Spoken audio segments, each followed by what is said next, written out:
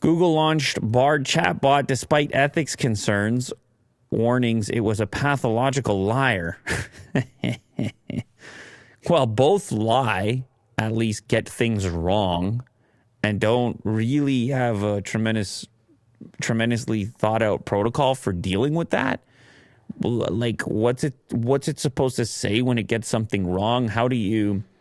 What do you click? How does it learn from things that it gets wrong? And which users are super users capable of indicating failure or indicating a false piece of information? Mm-hmm. Google reportedly moved forward with the troubled launch of its AI chatbot Bard last month, despite internal warnings from employees who described the tool as a pathological liar.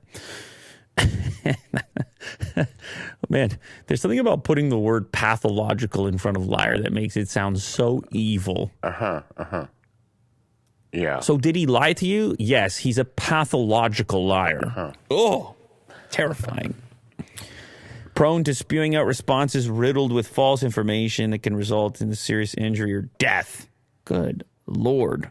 It sounds like a lawsuit. Yeah, maybe they rush it. Competitive code red. Declare a competitive code red. We got to get our product out. Microsoft is flying right now. Let's go. Speed up.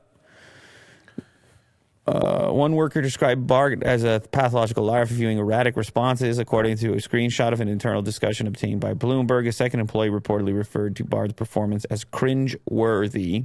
It's not as evil, maybe just not ideal. Mm-hmm. In one instance, Bard reportedly answered a prompt about scuba diving with suggestions, which would likely result in serious injury or death. They're like, yeah, take it down.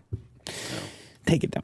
About to get sued. Imagine what the disclaimers are going to look like on this stuff. Yeah. This is a digital assistant. Don't believe anything it says. Always consider that the results could be like disclaimer, disclaimer, disclaimer.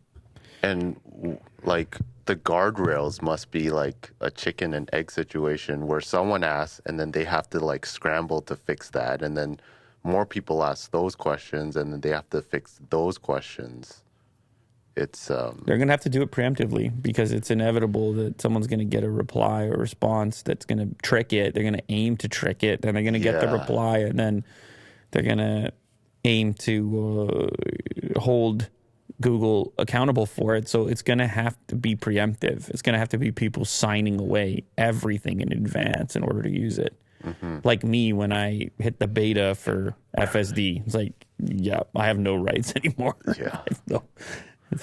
This clip you just watched is sponsored by LaterCase. If you have been looking for an impossibly thin case to put on your brand new smartphone, you need to check out LaterCase, available for both Android and iPhone. Check the description of this clip in order to get a special offer.